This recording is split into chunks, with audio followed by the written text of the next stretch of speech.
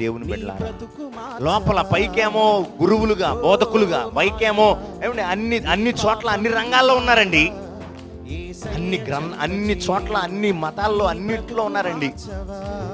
పైకి ఎంతో బోధకులుగా, గురువులుగా, బాబాలుగా, ఏమండి పైకి ఎంతో భక్తి ముసుగు వేసుకొని లోపల వాళ్ళ యొక్క అంతరంగం అంతా క్రూరమైన రోడేలు స్వభావం గల వాళ్ళు అన్ని రంగాల్లో ఉన్నారు.